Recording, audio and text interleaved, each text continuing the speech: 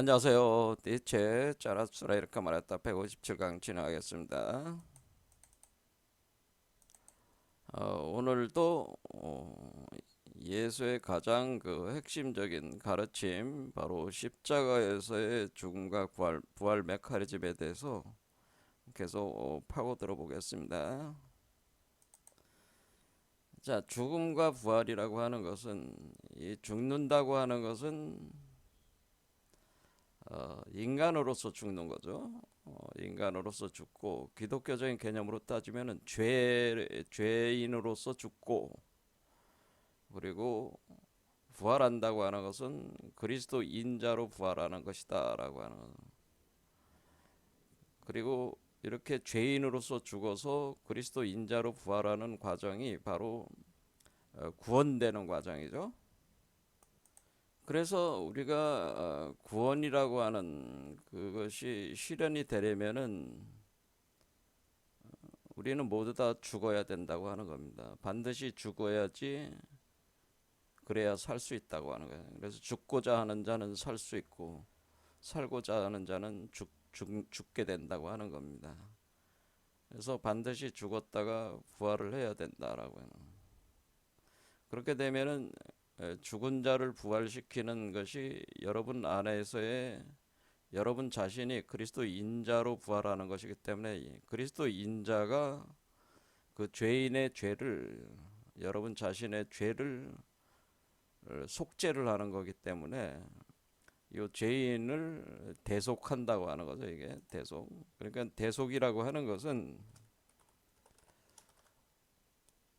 그 2000년 전에 그 어떤 그 역사적 인간으로서의 예수 그리스도가 죄를 대속한 게 하는 게 아니고 바로 이 순간에도 진행되고 있는 일로서 바로 여러분 자신의 그리스도 인자가 여러분 자신의 죄를 대속하는 개념이다라고 하는.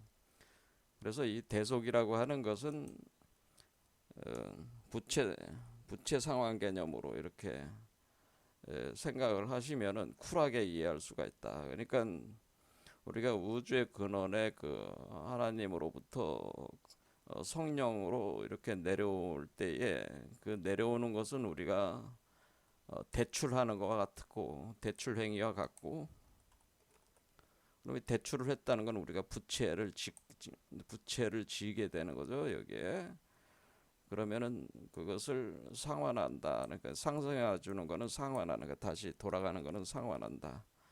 그럼 이 사람에게 대출을 해주고 여러분 안에 그리스도 인자로서 어린아이로 이 하나님의 아들로서 태어날 때 이것이 이렇게 받쳐지는 거죠. 속죄물로 받쳐지는 거니까 요거에 의해서 상환이 되는 거죠. 그래서 이렇게 대출되고 상환될 때에 이 대출된 거를 보통 죄라고 표현하는 것이고 상환은 대속이 되는 거죠. 죄의 대속으로 상환한다라고 하는 겁니다. 자, 그래서 대출된 거를 회수를 하려면은 이 사람은 죽어야 되고, 그렇죠? 이 사람은 죽어야 되고, 요 존재로 부활을 해서 하나님에게 바쳐져야 되니까 요 존재로 부활을 해야 되는 거죠. 그래서 대속이라고 하는 거는 그래서 예수가 얘기하기를 모든 사람은 자기의 십자가를 지고 나를 따르라고 하는 거는 여러분의 죄를 제3자가 대속해 주는 게 아니고 여러분 자신의 그리스도 인자가 대속하는 개념이기 때문에 모든 사람 안에는 이와 같은 그리스도 인자가 생성이 돼서 대속할 수 있으니까 그리스도 인자라는 그 동일성이라는 관점으로 볼 때는 그리스도가 대속을 했다 이렇게 표현하기도 하는 거죠. 그것이 이제 바울의 입장이었다고 하는 거죠. 하지만 바울은 그런 거에 대해서 명확하게 논리적으로 설명을 못했기 때문에 오늘날 기독교 사유책에 일대 혼란을 불러일으킨 것이다라고 말씀을 드렸습니다. 그러니까 결론적으로 뭐냐면은 그리스도 지금 여러분들이 대속을 받았느냐 안 받았느냐는 지금 이미 증명이 되는 거죠. 이건 뭐 구원됐느냐, 구원 여부 문제, 대속되었냐, 뭐 이런 문제에 대해서 여러분들 안에 그리스도 인자가 없다면은 대속된 게 아니죠. 구원받은 것도 아니고. 그런데 이제는 기독교인들의 많은 착각이 자신은 죄를 사함을 받았다, 그런 착각을 하고 있는데 그게 그렇게 되는 게 아니고, 이것이 부활되는 이것이 여러분 몸속에 없다면은 이 증거물이란 말이에요. 이게 믿음의 증거물이라고 하는 겁니다. 이걸 그래서 믿음의 증거물. 여러분들이 믿음이라는 게 있다면은 믿음의 증거물, 이것이 엄청나게 작은 이 그리스도 인자의 씨앗이기 때문에 이걸 겨자씨라고 하는 거예요. 겨자씨와 같다, 이렇게 표현한 거예요. 겨자씨만한 믿음이라도 있다면은 너희가 이 산을 저리로 옮겨라 할 것이면은 옮겨가지게 된다 할 때, 그 산이라고 하는 것은 요 안에 있는 요 존재를 가리키는 거란 말이에요. 그래서 이렇게 여기서부터 이렇게 옮겨갈 수가 있다고 하는 겁니다. 이게 겨자씨가 있어야 된다는 거죠, 요게. 근데 여러분 안에 이런 믿음의 증거물로서의 겨자씨 믿음이 있다면은 여러분들은 구원받고 대속받을 수 있는 인자가 있는 건데, 그러니까 원인이 되는 요소가 있는 거지만은, 제가 보기에는 지금 기독교인들 중에서 이러한 겨자씨만한 믿음을 가진 사람은 없는 것 같아요, 거의. 그러니까 극히 드물다고 하는 거죠. 그러니까 함부로 자기는 죄를 대속받았다 이런 식으로 떠들면은 그거는 굉장히 자기 기만이고, 또 타인을 기만하는 행위가 되고 하늘을 기만하는 행위가 되니까 함부로 떠들 얘기들이 아니라고 하는 겁니다. 진정으로 구원받고 대속받은 자들은 사실상 거의 없습니다, 제가 보기에는. 그래서 기독교인들이 반성들을 많이 하셔야 된다는 거예요. 예, 그러니까 이 순간에 여러분 안에 그리스도가 있습니까? 그러니까 여러분 안에 그리스도가 살아 있습니까? 이렇게 물을 수가 있단 말이에요. 여러분 안에 그리스도가 살아 있나요? 보통 요걸 얘기할 때 요걸 지성소라고 합니다. 여러분 안에 지성소가 있습니까? 지성소. 그러니까 요 메커니즘이 도는 거를 성소라고 하고, 성소 안에 요걸 지성소라고 하는 거지. 여러분 안에 그리스도가 살아있나요? 이 얘기는 여러분 안에 지성소가 있나요? 그런 말과 같은 얘기인데, 지성소가 없는 분들은 거의 없습니다. 제가 볼 때는 없는 분들은 생각들을 좀 잘 하셔야 된다는 거죠. 다시 한번 자신의 신앙적 그런 부분에 대해서 객관화 시켜가지고 스스로 반성을 좀 해야 되지 않겠냐, 그런 겁니다. 자, 그래서 우리가 십자가라고 하는 것은 이렇게 반드시 죽어야 되고 죄인으로서 죽고 그리스도 인자로서 사는 거니까, 결국 이 죄인에 대한 심판, 이 죄인을 죽이는 십자가잖아요, 이 십자가가. 그러니까 십자가에서 죽는다고 하는 거, 십자가에서 죽는다고 하는 그 개념은, 십자가에서 죽고 부활한다고 하는 거는 죄인을 십자가에 달아서 죽인다고 하는 거죠. 죽인다, 이렇게 되는 거니까 십자가가 처형 도구라는 상징 체계를 가질 수밖에 없는 거는 너무나 분명하죠. 그래서 바울은 요런 점에 착안을 해가지고 그 로마의 그 처형 도구로서, 그러니까 사형 판결을 받은 자들의 사형 도구로서의 십자가를, 이런 어떤 죄인을 십자가에서 달아서 죽인다고 하는 그러한 상징을 결합을 해가지고 의미를 엄청나게 부여를 하는 거죠, 자기의 그 철학 체계에. 하지만 여러분이 다시 또 보지만은, 이 십자가라고 하는 것은 죄인을 죽이는 거지만은, 또 십자가는 다른 측면이 있잖아요. 또 반대적인 측면이 있잖아요. 그런 십자가는 십자가에서 그리스도 인자로 부활하게 한다는 거죠. 부활하게 한다. 그러니까 십자가는 또 인자로 부활하는 또 상징이란 말이에요. 그러니까 십자가는 양면성이 있다는, 이렇게 양면성이 있는데, 이 양면성, 그런데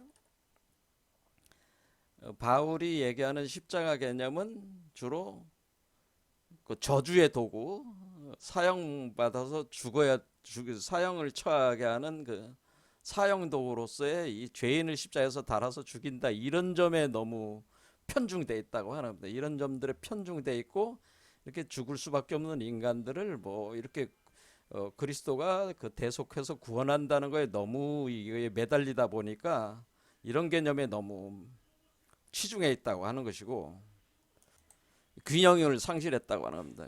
근데 십자가는 그리스도 인자로 부활하는 매개체잖아요. 부활하게 한다로. 이랬을 때 우리는 이 십자가의 의미를 정확히 드러내질 못했다고 하는 거예요, 바울이. 그래, 요 양면성을 두 개를 다 포괄하는 개념이 되려면은 십자가라는 것을 어떻게 이해해야 되냐면, 십자가는 여기 표현했지만은 신인 합일의 상징이다, 이렇게 표현했잖아요. 그러니까 십자가는 신인 합일의 상징이라는 게 가장 근본적인 의미죠. 십자가의 의미죠. 그러니까 십자가는 사형 판결을 받은 사람을 죽이는 도구다라는 그런 거라든가, 또 부활하게 하는 도구다라는 이 두 개지를 다 포괄하고 있는 개념이, 원래 본질적 개념은 신인합일이라고 하는 거죠. 신인합일. 십자가는 신인합일을 표현해주는 도구라고 하는 겁니다. 상징이고. 그러니까 신인합일 과정에서 죄인은 죽고 그리스도로 부활한다, 그렇게 되는 거잖아요. 그러니까 신인합일이 가장 본질적인 십자가의 의미라고 하는 겁니다.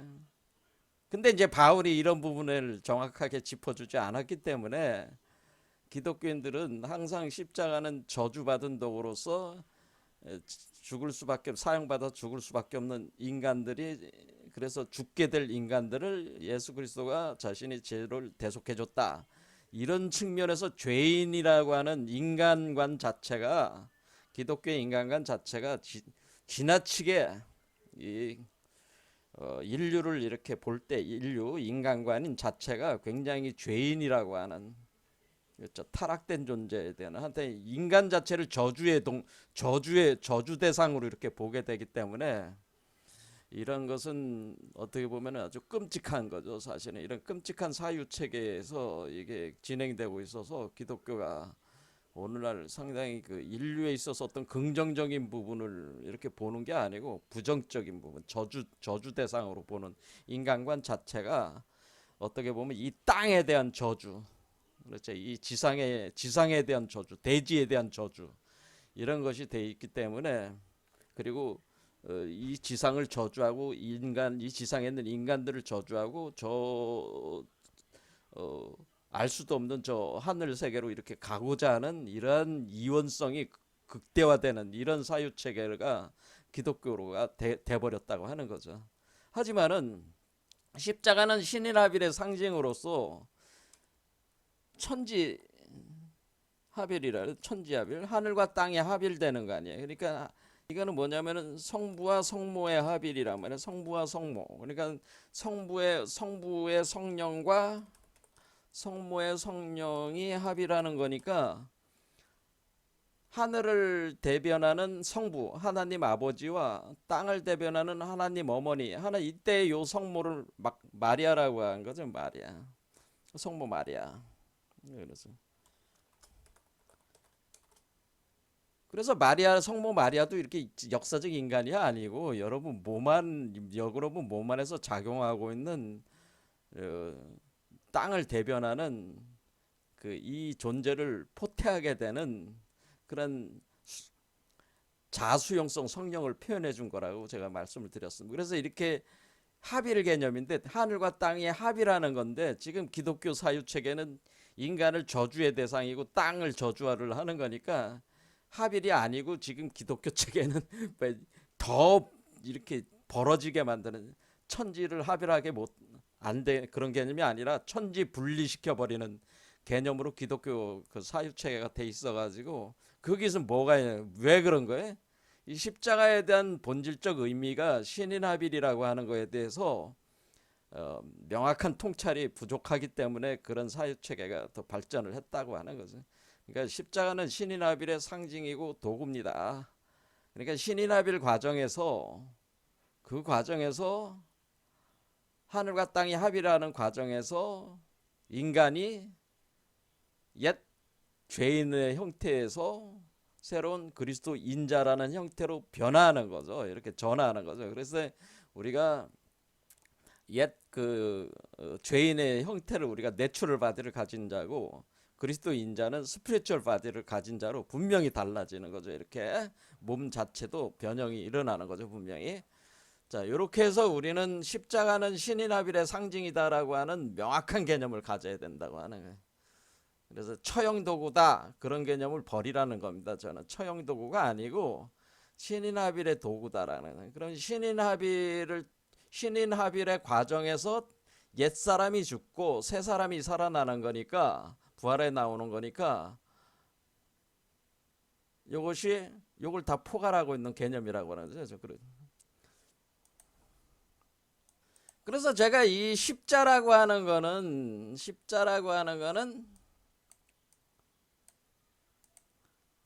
아주 노골적으로 제가 얘기를 한 겁니다. 그래서 자꾸 엉뚱한 얘기들을 많이 하기 때문에 이 십자는 요거가 남성의 성기고 여기가 여성의 성기를 표현한 것이라고 제가 얘기를 했잖아요. 요게 여성의 성기고 이게 남성의 성기예요. 이렇게 심볼이에요, 심볼. 그러니까 심볼 이렇게 딱 꼽는 거예요. 남성의 성기를 딱 꼽는 이게 성부예요. 이게 성부고 이게 성모란 말이에요. 파란 거는 성모란 말이에요. 그래서 이게 하나가 되는 거란 말이에요. 하나가 된 여기에서 죽어서 부활하는 거란 말이에요. 이 인간이. 이런 도구라고 제가 이렇게까지 얘기를 하게 된 거죠. 자, 그런데 이런 개념이 이렇게 합이라는 개념이 우리가 지금 말씀을 드리기를 지금 여기 그러니까 요한복음에서 하늘에서 내려온 자 곧 인자 외에는 하늘에 올라갈 자가 없느니라 하고 모세가 광야에서 뱀을 든 것 같이 인자도 들려야 하리니 이 뱀과 관련돼서 이해하면은 더 정확하다고 하는 걸 말씀을 드린 거죠. 자, 그래서 우리가 뱀이다 이렇게 하면은 여기서 뱀을 들어 올린다라고 하는.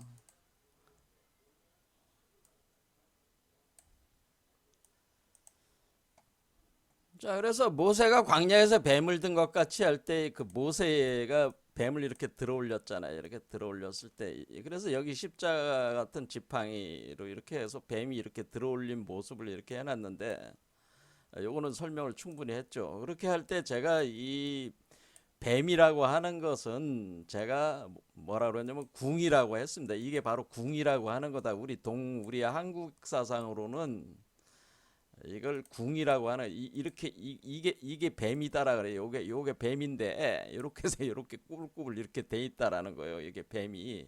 그러니까 여러분들이 이게 이런 거잖아요. 이거는 어때? 이거는 여기서 이제는 이렇게 되는 거잖아요. 이렇게 그러니까 뭐야? 요걸 갖다가 이렇게 돌려놓으면은 되게 이렇게 되는 거죠. 이렇게 이런 식이 되는 거란 말이야. 그래서 이걸 뱀을 요 기호로 표현하는 거란 말이에요. 요 기호로 이거를. 자, 그러니까 이 기호로 이렇게 보면은 모세가 광야에서 뱀을 든 것 같이 인자도 들려야 한다고 하는 것은 왜 뱀이라는 게 나온 겁니까? 뱀이라고 하는 거는 에덴 동산에서 등장하는 뱀 아닙니까, 이게? 에덴 동산에서 그 뱀의 유혹으로 인류가 타락했잖아요. 타락한 걸로 돼 있잖아요. 그러니까 인류는 뱀에게 갇혀 있다고 하는 거죠. 인류라고 하는 존재, 지금 우리가 이 그 인간이라고 하는 존재는 인간은 뱀에게 갇혀 있는 존재로 표현을 하는 거란 말이에요. 그러니까 뱀의 유혹에 의해서 유혹을 이기지 못하고 뱀에 갇혀 있다라고 하는 거죠.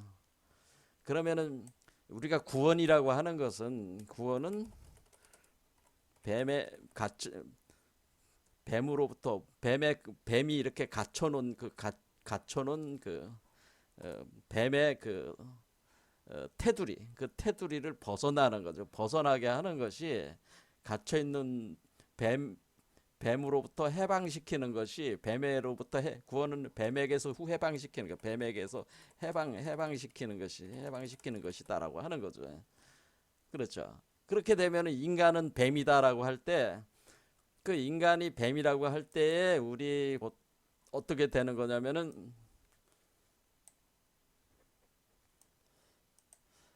이렇게 인간의 테두리가 이렇게 있으면은 뱀이 아래쪽에 있어서 중력의 요소가 된단 말이에요. 그러니까 이 뱀을 들어올려라 그런 뜻이죠. 뱀을 들어올려라. 그러니까 모세가 광야에서 뱀을 등까지 인자도 들어올려라 하는 거는 이 뱀이 있잖아요. 뱀이 이렇게 아래쪽에 있을 때 이걸 이렇게 올라가라는 뜻이잖아요. 이렇게 올려라 이런 뜻이란 말이에요. 자, 그런데 이렇게 뱀을 들어 올리려면은 뱀은 이 여러분의 몸의 아래쪽에 있어서 여기가 그 중력이 작용하는 지역으로 여러분이 우리 보면 지구의 중력의 작용에 하고 있다 그렇게 생각하시면 돼요. 그럼 이 땅 속에 있다. 그러니까 땅 속에 굴 속에 있는 거 아니야 뱀이. 그러니까 이 뱀이 지금 굴 속에 있다 이렇게 생각해 보세요. 이렇게 뱀이 굴 속에 있을 때 이 뱀을 들어 올려야 되잖아요. 들어 올릴 때 어떻게 들어 올리냐면은 이걸 들어 올리려면은 새가 들어와 가지고 날개를 달아 올려야 된단 말이에요. 그렇죠. 날개를 달아 가지고 들어 올려야 되기 때문에 반드시 이 바깥에서 이 성령의 비둘기가 있어 가지고 이 비둘기가 여기 있단 말이에요. 이렇게 있으면은 이 비둘기가 내려오잖아요. 내려와 가지고 요거를 비둘기가 내려온다고 하는 것은 이 비둘기가 이게 성령의 빛이 방출이 돼 가지고 이 빛이 여기 들어오면은 여기 불로 여기 타오른단 말이에요. 이 일곱 등잔에 불이 타오른단 말이에요. 그러면 그 불에 의해서 뱀이 어떻게 돼요? 뱀은 변온동물이잖아요. 그럼 활동성이 높아지잖아요. 그럼 활동성이 높아지니까 굴 속에서 나와가지고 차가운 굴 속에서 나와서 이 나무를 타고 올라오기 시작한단 말이에요. 이해가 되시죠? 그러니까 뱀이라는 게 변온동물이니까 이렇게 해가지고 올라온단 말이에요. 그럼 이 열이 많아질수록 어때요? 뱀이 여기 우리 몸속에 열이 많아질수록 뱀은 그 열을 흡수해서 자기의 체온을 올리면서 올라온단 말이에요. 이렇게 할 때 뱀은 자기가 번식하기 위해서 어떻게든지 섹스를 하기 시작한다는 거죠. 섹스를 하기 시작하는데 번식하려고 시작한다는 거죠.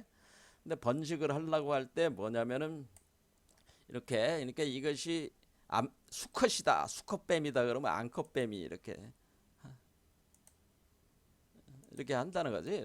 이렇게 되면은 어때 이제 이렇게 얘가 활동성이 높아져 가지고 이제 점점 종족 번식을 하려고 그래. 이 뱀이라는 놈이. 그럼 이렇게 뱀이 이제는 이렇게 올라오면서 이제는 종족 번식을 본격적으로 하기 위해서 막 꼬여. 이게 지금 두 마리 뱀이 막 섹스하는 거라고 그랬잖아. 이렇게 섹스하고 올라가는 개념이 되기 때문에 우리가 여기 들어올 때 이 남성적인 그러니까 요 두 마리 뱀에서 요거를 요걸 성모의 에너지로 삼아서 왜냐하면 인간이 뱀이기 때문에 뱀의 모습으로 들어와야 된다고 제가 얘기를 했어요. 뱀의 모습으로 들어와서 사람과 신인합일이라고 하는 것이 이때 인간이 뱀에게 갇혀 있기 때문에 뱀의 존재이기 때문에 신도 어때요? 뱀으로 들어와야 되는 거야. 그래서 뱀이 돼서 두 마리 뱀이 섹스하는 형식이 돼야 된다고 말씀을 드렸어요. 자, 그러면 이렇게 두 마리가 이렇게 섹스를 하면 거기에서 새끼가 나온단 말이야. 새끼 알이 나오는 거 아니야. 이렇게 알이 나왔다. 그럼 이 두 마리 뱀이 계속 섹스하면서 그 섹스의 에너지를 여기다가 요 알에다가 계속 집어넣는단 말이야. 그러니까 이렇게 이 두 마리 뱀이 이렇게 꼬여 올라오면서 이 알이 올라오는 거죠. 같이 올라오는 거죠. 이렇게. 그렇죠? 같이 올라오나. 자, 그러면 그래서 이걸 섹스 가정이라고 그랬습니다. 그래서 우리가 10이라고 이거 하는 것 자체가 제가 이 남성의 이거는 수컷뱀이고 요건 암컷뱀이다 해서 두 개가 섹스하면은 어떻게 요 알이 생기고 요 알이 이렇게 올라오는 거다라고. 그래서 이게 모세가 광야에서 뱀을 뜬 것까지 인자가 들리려면은 일단은 비둘기 같은 성령의 빛으로 비둘기가 이렇게 내려와야 된다네. 내려와 가지고 그 성령의 불이 이 뱀 속으로 들어와 가지고 뱀을 온도를 높여 가지고 불을 몸속에 이제 불을 돌리는 거죠. 돌리면 얘네들이 이제는 섹스를 한단 말이야. 그럼 섹스하면 여기 올라오는 거죠. 이렇게 알을 만들고 올라온단 말이에요. 그럼 이렇게 올라오는 거죠. 올라온 뒤에 왜냐면 여기에 와가지고 심장에 와가지고 요 때까지는 배말이었단 말이야. 배말. 예?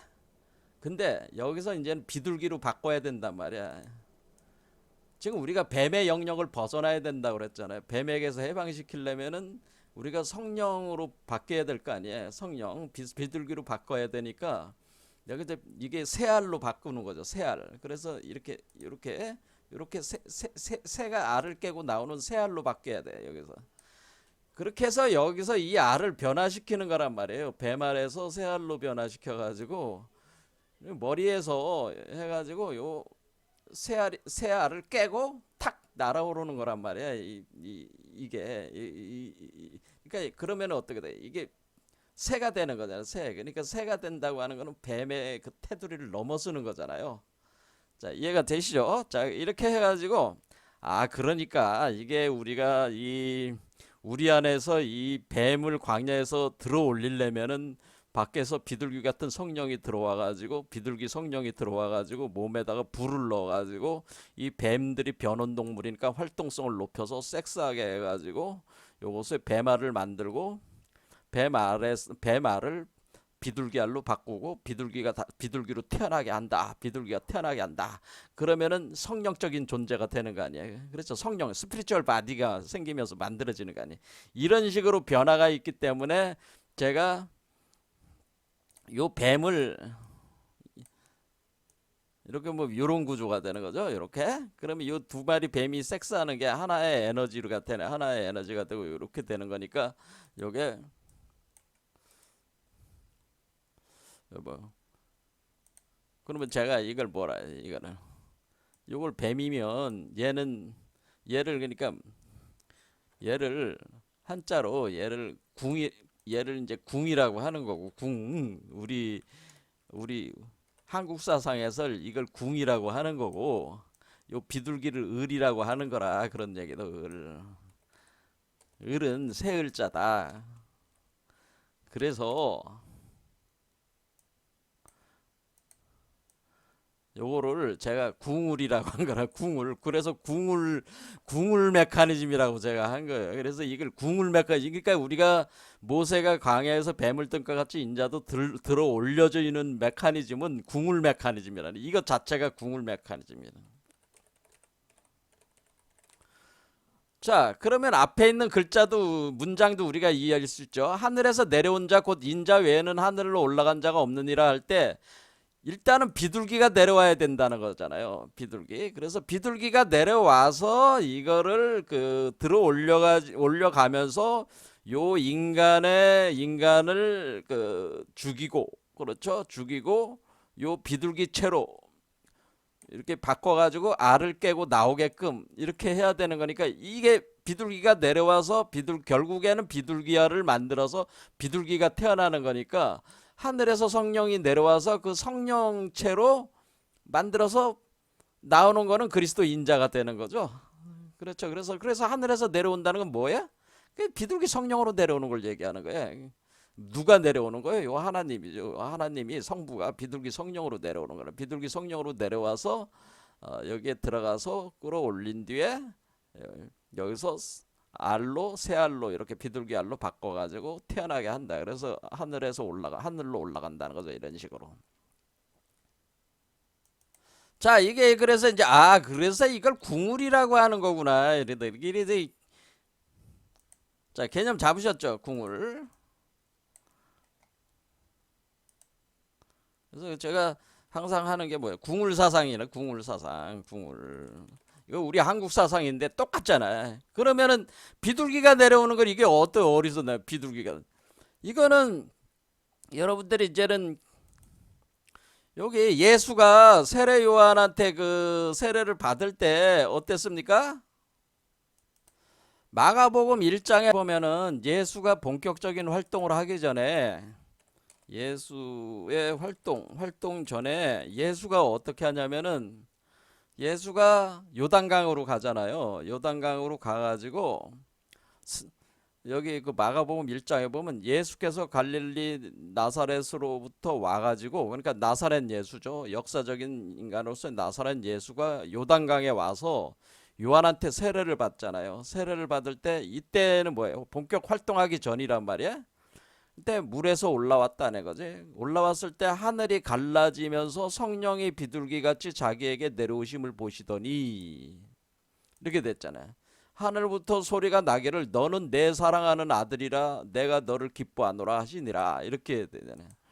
그러니까 비둘기 성령이 그 내려왔다 그랬잖아요. 그렇죠. 그것도 그래서 그걸 요한도 봤잖아요. 그래서 그러니까 이게 이렇게 비둘기 성령이 내려오는 거란 말이에요. 이렇게 예수한테 이렇게 내려오는 이 현상이 지금 제가 얘기한 것처럼 여기 그렇죠? 여기 요게 내려와 가지고 어떻게 돼?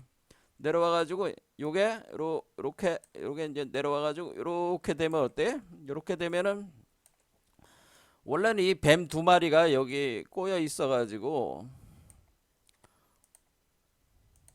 이렇게 배말이 여기 있는데 요 배말 속으로 비둘기 성령이 들어가는 거예요. 이렇게 되면 뭐 어때? 요 안에서 태어나는 요 존재가 바로 내 아들이다 그런 얘기예요. 그래서 내 사랑하는 아들이 된다. 그러니까 하늘에서 내려온 자 위에는 하늘로 올라갈 자가 없다. 그런 표현을 나오는 거지. 이해가 되시죠? 그래서 이게 그 비둘기 같은 성령이 먼저 내려와야 됩니다. 그러니까 여러분들이 이 그 죽음과 부활의 이 십자가 메커니즘이 돌아가려면 뭐부터 시작하는 거예요? 성령이 들어오지 않으면은 시작이 안 돼. 그런 개념이죠. 그러니까 이게 우리가 이 그 우리가 그 십자가상에서의 그 죽음과 부활은 비둘기 같은 성령의 하강으로부터 진행된다고 하는 거죠. 그러니까 비둘기 같은 성령이 하강에 들어오면서 되는 거죠. 그럼 비둘기 같은 성령이 하강에 들어오면은 성부에 들어오는 거고, 그럼 거기에 대응해서 우리도 어떻게 되는 거예요? 우리 몸속에 있는 성모가 발동을 해야 되는 거 아니야. 이 성부와 합해야 되는 거 아니야. 그럴 때 인간의 이 비둘기 같은 성령이 이 비둘기가 뱀의 형상으로 바뀌는 거예요. 그러니까 여기서 지금 말했지만 여기서 뱀이 비둘기로 바꾸듯이 내려올 때는 비둘기가 뱀의 형상이 돼가지고 요 빨간 거는 성부가 되고 요 파란 뱀은 성모가 돼서 그렇게 올라가는 거란 말이에요. 그러니까 형상이 이렇게 바뀌는 거죠. 이렇게 구조가 바뀌는 거야. 비둘기가 뱀이 됐다가 뱀이 다시 비둘기가 되는 거지. 흐름이. 자, 비둘기가 뱀으로 변화 해가지고 들어올려져. 올라가. 그리고 다시 뱀이 비둘기로 바뀌는 거야. 그렇죠. 그럼 비둘기가 내려온 게 다시 비둘기로 나오는 거죠. 이런 식으로 가는 겁니다. 이런 식으로 가서 그건 뭐야? 인간이 뱀이기 때문에 그래요. 뱀이기 때문에 비둘기는 뱀으로 변해야 되고 뱀으로서 섹스를 해야 되고 그리고 태어날 때는 비둘기로 다시 바뀌어가지고 요 비둘기 알을 만들어가지고 그러니까 뱀알을 비둘기 알로 바꿔가지고 이렇게 태어난다고 하는 겁니다. 자, 그래서 우리가 여기에 나오는 그 마가복음 1장이 왜 비둘기가 내려오는가, 이 비둘기가 왜 내려왔는지는 아실 수가 있겠죠. 요 안에 들어와가지고 예수 몸 안에 들어와서 여기가 밑에가 물이잖아요. 그렇죠, 물이죠. 여기다 물일 때 여러분은 아래쪽 물이란 말이에요. 그래서 몸 전체가 물 속에 되는 물 속에서 바뀌는 거니까 그걸 표현해 주는 건데 여기에 있는 이제 배말을 들어와서 속에 들어가는 개념으로 이렇게 들어오는 거죠. 자, 이걸 표현해 준 거고, 그리고 예수가 이제 뭐라고 그러냐면은 그렇게 이제는 또 얘기를 하잖아요. 이게 아주 또 중요한 문장이죠. 마태복음 10장에 보라, 내가 너희를 보냄이 양을 이리 가운데 보낸가 같도다.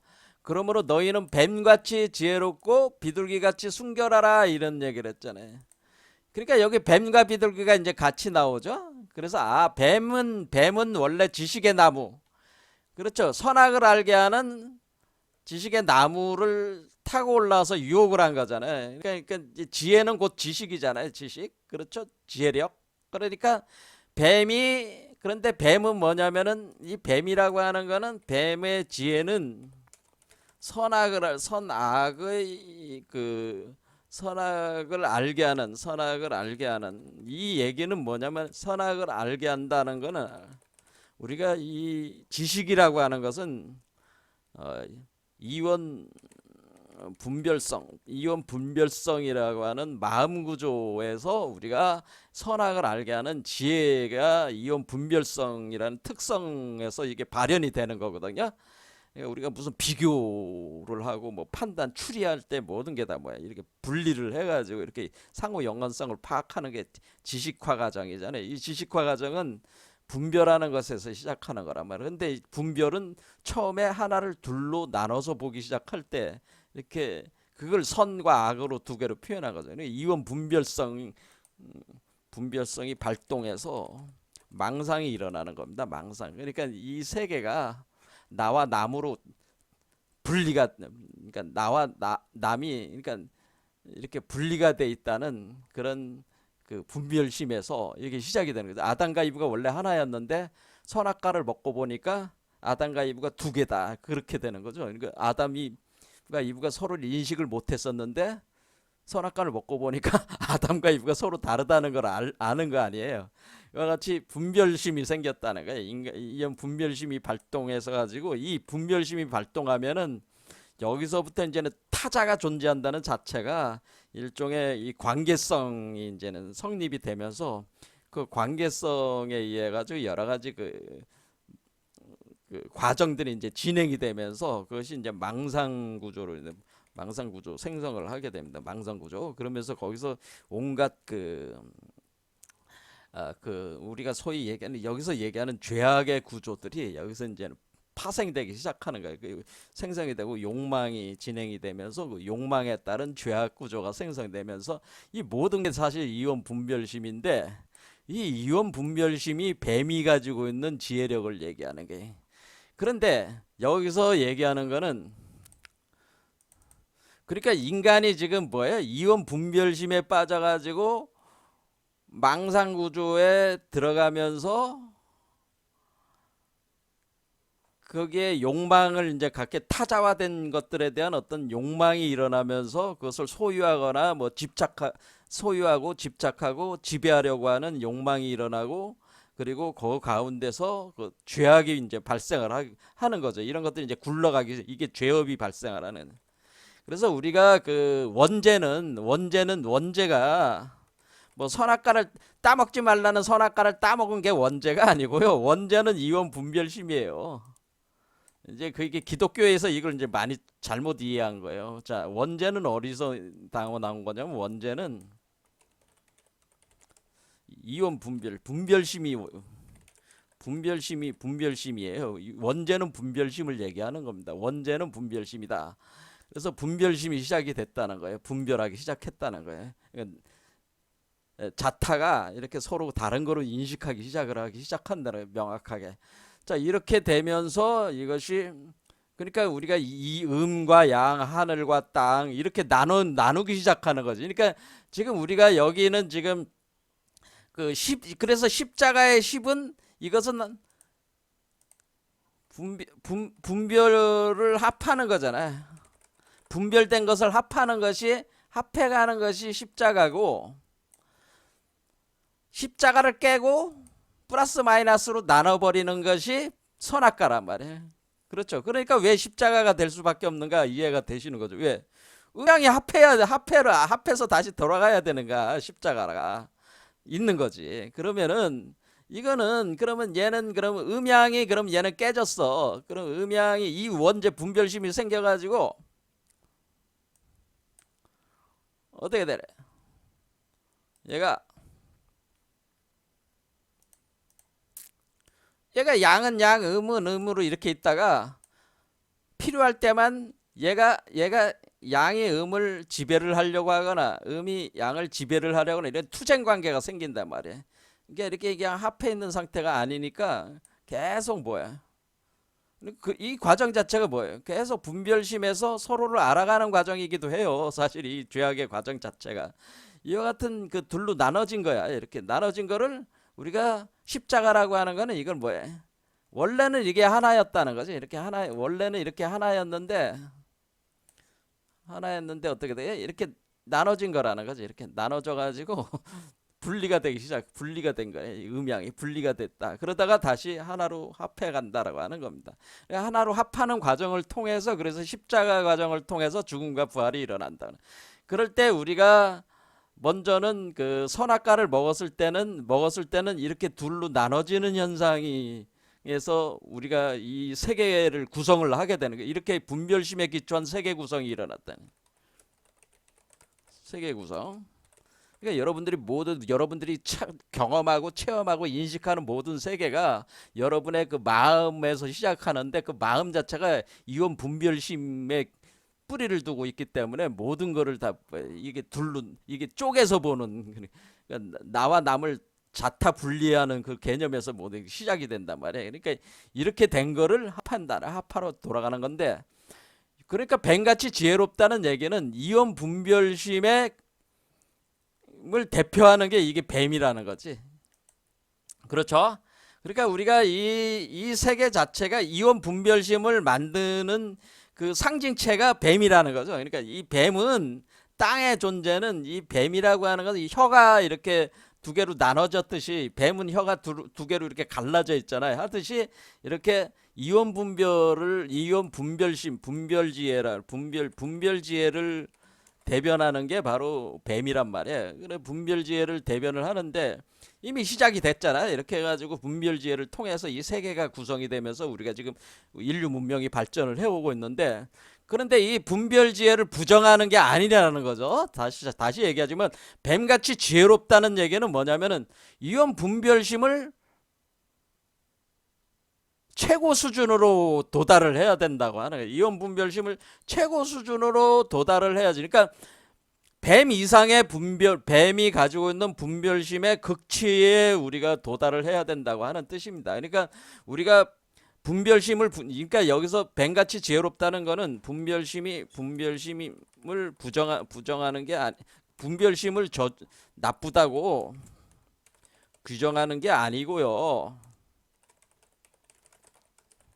아니고 뭐요? 분별심을 더욱 심화시키라는 얘기예요. 여러분들이 이해가 잘 안 될 수도 있겠. 분별심은 이미 발동이 된 거기 때문에 계속 더 심화시켜야 돼요. 그건 뭐예요? 지식이 늘어나는 거지. 지식 확장이 계속 일어나. 그런데 이렇게 계속 분별심이 늘어나다 보면은 이제는 뭐가 되냐면 이 분별심 가지고는 우리가 당면하고 있는 문제를 해결이 안 돼. 이런 의식 가지고는. 그래서 분별심을 넘어서는 지혜를 갖춰라 그런 뜻이야. 이제는 분별심을 넘어서는 지혜를 갖춰야 된다는 건 그러면 뭐야? 일단은 분별심의 지혜를 극도화시키고 최고 수준으로 분별심의 지혜를 최고 수준으로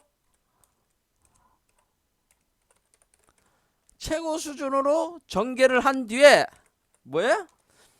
그 분별심을 그때 전개하면 이제 막다른 골목에 도달을 한다. 그거예요. 지혜가 이 분별심의 지혜가 극으로 가다 보면은 이 분별심으로 분별할 수 있는 최고 상태에 도달을 하면은 더 이상 이 나아갈 수 없는 그 지점에 도달해. 왜? 뱀이 넘어설 수 없는 지점에 도달한단 말이야. 그러면 이때는 분별심을 넘어서야 된다고 하는 것을 자각하게 된다는 거예요. 이때 그 분별심을 넘어서는 지혜를 갖춰야 한다는 것을 자각해야죠.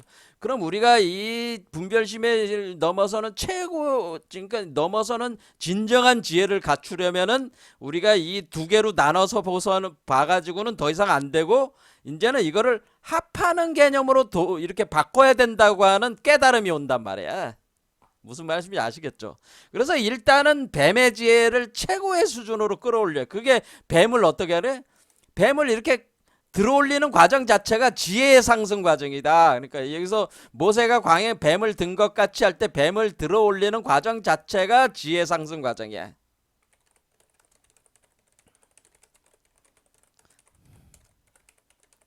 그러니까 여러분들이 뱀을 들어올리는 과정에서 지혜력이 엄청 늘어나는 거예요. 늘어나면서 분별지가 엄청나게 늘어나. 분별지. 이때 이제는 지혜는 분별지야. 왜냐하면 아직까지 요 세계 안에, 분별의 세계 안에 있기 때문에 분별지가 극도로 발전하는 거죠. 여기까지 올라올 동안. 그렇죠? 이해가 되시죠? 그러니까 뱀을 들어올리는 과정은 한마디로 요 나무를 타고 올라가는 과정인데, 이 나무가 뭐라고 그랬습니까? 제가 요게 나무가 지식의 나무, 생명나무가 합해 있는 거니까 이게 타고 올라가니까 지식이 엄청 발전을 하는 거야. 그래서 뱀을 들어올리면은, 여러분들이 몸속에서 뱀을 들어올리면은 이 지혜가 엄청나게 올라갑니다. 이해가 되시죠? 그런데 이제는 이거를 이제는 우리가 영지까지 도달하면 이 무분별지, 그러니까 넘어간 뒤에 궁극적으로는 분별지를 넘어가지고 무분별지로 들어가야 돼. 무분별지로 들어가는 수준까지 간 뒤에 뭐를 해야 된다는 거예요. 무분별지로 들어갈 때 뭐가 있냐면은 뱀 비둘기 같이 순결하라고 하는 얘기는 이 바로 뱀의 독을, 여기서 이제 순결하다고 하는 거를 영어로 harmless라고 했는데 해롭지 않다 그런 표현으로 이거는 해석은 잘못하는 거예요. 영어로 innocent가 맞아요. 무죄라는 뜻이죠. 무죄, 순진하다 또는 순진하다, 순진한 것, 순수. 그러니까 여기서 이제는 이것이 비둘기가 가지고 있는 특성들을 이제는 여기서 이제는 상징성들을 보면은, 여기 devotion이라고 해서 devotion, purity, 예를 들어 purity. 자, purity와 devotion이 있어야 돼. 그러니까 purity는 순결성이잖아. 순수함이라 purity. 그러니까 사실은 purity가 가장 정확한 표현이야, 제가 볼 땐. 그러니까 이게 이노센트라고 해서도 안 되고, 퓨리티가 되기 때문에 이노센트가 되는 거야. 그래서 이 순수함이라고 하는 것은 뭐냐면, 이 순결성이라고 하는 것은, 이 순수함이라는 건 청정하다는 뜻이에요. 청정해. 그러면 이거는 이 순결하다는 의미는 뭐냐면은, 비둘기 같이 순결하다고는, 비둘기는 뭐예요? 이원 분별심을 넘어선 존재잖아요. 존재이기 때문에, 이원 분별성을 넘어선 존재가 되기 때문에 어떻게 돼요?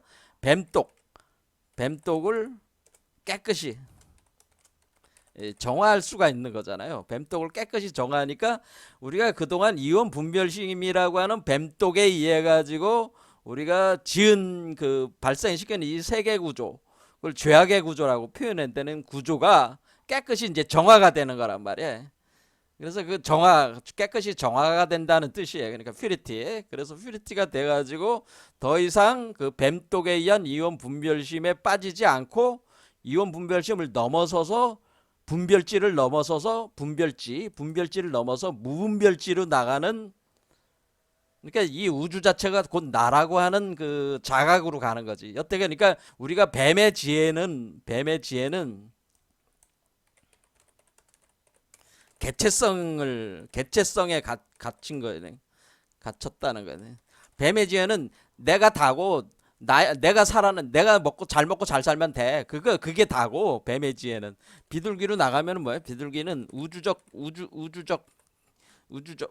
존재가 되니까 어때? 개체성이 아니라 우주적 존재인 대하라는 건 대우주적인 자아라는 뜻이에요. 그러니까 내가 그냥 이 몸에 갇힌 내가 그냥 이게 내가 아니고, 이 사람도 나의 다른 모습이고 저 사람도 나의 다른 모습. 이 우주 생명 자체가, 생명 전체가 곧 나다라는 자각이 생기는 게 비둘기의 그 정화된 그 무분별치가 요것을 이제 창출하는 거고요.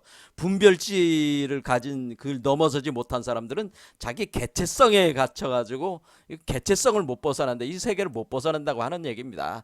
그래서 비둘기처럼 순수하라는 얘기는 분별치를 넘어서는 그러니까 뱀독을 정화시키는 그리고 뱀독에 의해서 만들어진 죄악의 구조를 타파하는 것이 정화시키는 과정이잖아요. 정화를 하라는 뜻이죠. 그래서 이렇게 돼가지고 이렇게 올라가는 거죠. 자, 그래서 여기서 이제는 어쨌든 이 두 마리 뱀이 꼬여 올라가고 이렇게 이게 궁궁이죠. 그래서 우리가 여기서 이제 두 마리 뱀이 되는 거는 궁궁. 그래서 궁궁 가지고 을를 여기는 이제 을을이 되죠. 궁궁 을을. 네, 이게 을. 그래서 이거를 이제 제가 뭐래서 이걸 우리말로 아리랑이야. 아리랑이 여기서 나온 거예요, 사실. 이거는 만자가 돼. 우리가 불교에 보면 만자 쓰잖아요. 만자 불교. 만자도 십자가예요. 그것도 똑같이. 그러니까 요 안에 십자가가 있죠. 자, 그래서 요게 십자가가 요렇게 나오는 거구나. 요 안에 요렇게 자, 요런 개념으로 이렇게 해서 우리가 이원성의 분별지를 이론성으로 무분별지로 나가려면 여러분이 중도에서 이거를 융합하는 과정이 있어야 된다고 하는 거를 궁궁을룰 메커니즘이라는 걸 알 수가 있죠. 자, 그러면은 우리는 이제는 또 이제 오늘 얘기를 하려는 건 요 과정 자체가 계룡산이라고 하는 계룡이다. 여러분들이 우리 한국 사상에 계룡이라는 사상이죠. 계룡.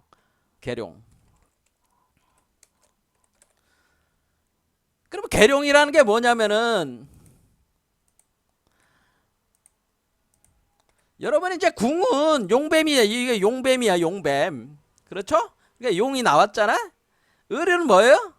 을은 얘가 넘어갈 때 뭐가 되는 거야? 이렇게 되는 거잖아. 얘는 이렇게 얘 뱀으로 있을 때는 용뱀으로 있을 때는 이거 배말이 되는 거고요. 그렇죠? 그러니까 여기 있을 때는 요 존재가 배말의 형상으로 상징되는 거고 이렇게 비둘기로 태어나려면은 어떻게 돼?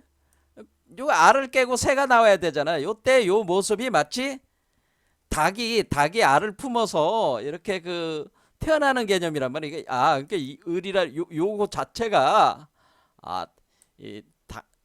마치 닭이 이거를 닭이 우리로 따지면 닭이 알을 품어서 병아리가 알을 깨고 나온다. 그런 걸로 상징이 되는 거란 말이에요. 그러면 우리가 병아리가 알을 깨고 나온다? 그럼 병아리를 뭐라 그러는가? 닭을 그거를 개라고 하는 게 개라는 게 닭개자잖아. 닭개. 여러분들이 맨날 치킨 많이 그러니까 치킨을 얘기하는 거야. 치킨. 그래서 계룡. 그래서 우리가 계룡이라고 하는 게 자, 계룡이라고 하는 게 이게 계룡이구나. 그러니까 얘가 계룡이 곧 궁울이구나. 이게 궁울이야. 궁울이고. 그렇죠? 계룡이 궁울이 되는 거고. 그런데 이 궁이 용이 되는 거고 요 을이 개가 되는 거죠. 그러니까 이게 이제는 이 성경에서는 비둘기로 표현한 거고 여기서는 뭐예요? 닭으로 표현한 거죠. 왜?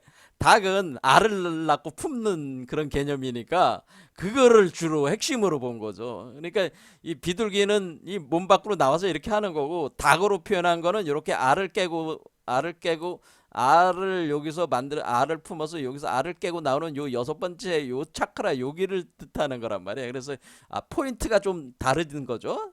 비둘기는 밖에서 있는 거고 요건 이제 여섯 번째 여기서 알을 깨고 나오니까 요 지점에서 그러니까 이게 알을 품어서 알을 깨고 나오니까 이게 계룡이 되는구나.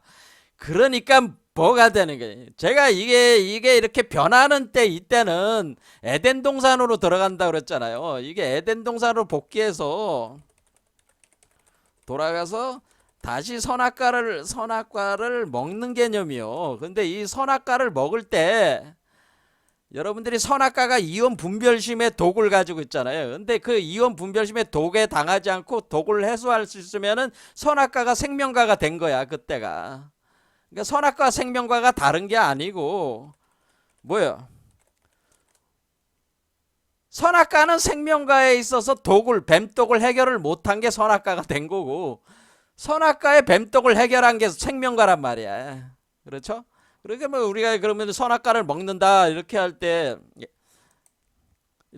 우리가 여기서 뭐야 에덴 동산으로 돌아갔다 했을 때 이 에덴 동산에 있는 뱀, 용뱀 그게 이제 용이 되는 거지 뱀이. 그래서 이제 붉은 용이 되는 거란 말이었죠. 이쪽 그 요한계시록에서 붉은 용으로 성장을 한 거란 말이야. 그러면 그 용과 그 용뱀과 여기 비둘기의 그 요 닭으로 상징되는 거가 이렇게 되면 계룡이 되는 거니까 에덴 동산이 뭐해? 에덴 동산이 계룡산이요. 그러니까 에덴 동산이 계룡산이라는 얘기를 하려고 제가 얘기를 한 겁니다. 자, 에덴 동산이 계룡산이 되는 거죠. 그렇죠? 자, 그럼 우리 선조들께서 계룡산에 도읍을 한다라고 하는 게 계룡도읍 사상이라는 게 뭐예요? 계룡도읍 사상은 우리가 이제 기독교적으로는 뭐예요? 에덴 동산으로 돌아가서 에덴 동산을 하나의 도읍, 에덴 동산이 이제는 그 세계의 수도, 서울이 된다 그런 뜻이에요. 이해가 되죠? 계룡산. 그래서 우리가 이 십승지가 곧 계룡도읍이다라고 하는 거예요. 그래서 십승지가 계룡도읍이 된다라고 하는. 그렇죠? 인류를 구원할 수 있는 십승지. 거기가 계룡도읍인데 그 계룡도읍이 기독교적으로는 뭐예요? 계룡산이 곧 에덴 동산이고, 그렇죠? 십승지가 바로 거기 계룡도읍이다. 그런 그게 십자가에서 승리한 우리가 이기는 자 요한계시록에 나오는 그거 같은 개념으로 십승지가 계룡도읍이 되는 거고 이 에덴 동산을 얘기를 하는 것이다 그런 얘기죠. 그래서 우리가 뭐 그림에 보면 이렇게 그 여기 용이 있고 봉황이 있잖아요. 그러니까 이게 비둘기지. 그러니까 봉황을 비둘기로 보는 거고 이거를 그리고 요 가지고는 요 여의주가 뭐예요? 여의주를 가지고 싸우잖아 지금 용과 봉황이. 요 여의주가 뭐예요? 요 여의주가 이게 이 여의주지. 알들이 바로 이 알이 바로 여의주요. 여의주. 요게 여의주요. 그러니까 이 우리 동양에서는 이 용과 봉황의 싸움, 예? 할 때 이렇게 결국 용으로부터 봉황이 그 알을 뺏는 거죠. 여의주를 뺏어서 거기서 저기 하는 이 여의주. 이게 여의주란 말이에요. 그래서 이게 여의주란 말이에요. 여의주. 우리 저기에서 이렇게 기독교의 사상이라고 하는 것도 다 뭐예요? 이 범주를 벗어나는 게 아니란 그 얘기죠. 다 이치는 다 같다라고 하는 겁니다. 그런데 결국 우리의 계룡산 우리 선조들께서 이제 계룡산 사상이라고 하는 것은 뭐예요? 계룡도읍 사상이라고 하는 것은 이게 계룡도읍이 에덴 동산을 얘기하는 것이다라고 하는 거 오늘 이제는 말씀을 드렸습니다. 왜냐면 요런 이제 정확하게 그래서 이제 궁궁울룰이 결국 십자가 사상이고 그러니까 궁울이라고 하는 용봉 개념이고 이런 개념들이 이제 잡히는 거죠. 잡혀가지고 그러니까 우리가 십자가에 대한 정확한 개념 이제는 더 정확하게 이제는 잡으셨죠. 자, 두 마리 뱀이 꼴려는 배궁지간에 요 아자에 안에 있는 십자가 그다음에 여기 만자니 두 마리 그러니까 이렇게 서로 섹스하는 요게 그러니까 음양이 이원성이 분별심이 하나로 돌아가는 그렇죠. 무분별지로 돌아가는 메커니즘이 바로 이 중도의 길을 따라서 무분별지로 들어가는 메커니즘이 바로 그 십자가 메커니즘이라고 또 하는 것이죠. 자, 오늘 여기까지 하겠습니다. 감사합니다.